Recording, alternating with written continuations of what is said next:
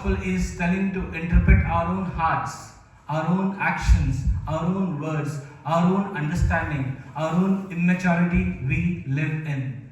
It is our own things we have to interpret how we are living our life. And when you know that you are living your life in a wrong way, then you have to know the consequences which are awaited in the future. So that is what it is about judgment. So he is giving us a warning. Here Jesus is likely speaking of both purification and judgment. He is saying that his coming sets in motion of purifying, a refining work. He is kindling a fire that will burn away our hypocrisy, our idolatry, and a false religion. We call ourselves Christians, but we don't have Christ in that religion.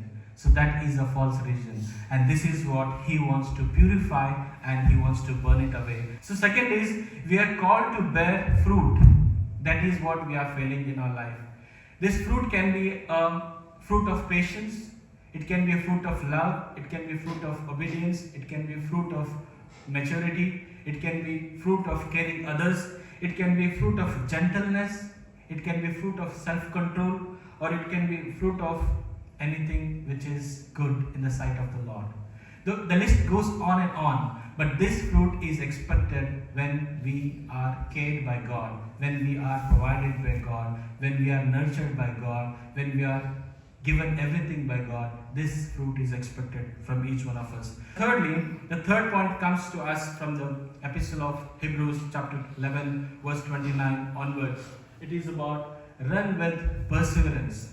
This is very, very important as Christian human being. If you don't have perseverance in our life, we are no followers of Christ. We are not to be called as Christians. Because when you are a Christian, you need to have this perseverance in your faith. When we can take many examples from the Bible.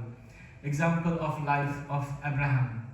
Abraham was demanded his son, but he endured with his faith.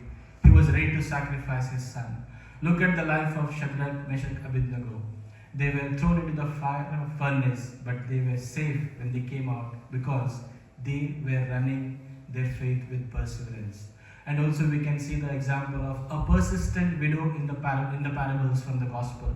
She went to an unjust judge. The Bible mentions that he was unjust judge, but her persistence made him to give a favorable judgment in her life. And also we can see there are many examples. Look at the life of Joseph, who was sold as a slave, but his persistence in faith and his relationship with God, because he was running his faith in perseverance, he was able to make it out. He came out of that as a slave, turned to be a prime minister of Egypt. So Lord turns our life, but we need to have the perseverance in faith. When you are going through the hardships, he is just pruning to bring a better fruit in your life. May God bless us.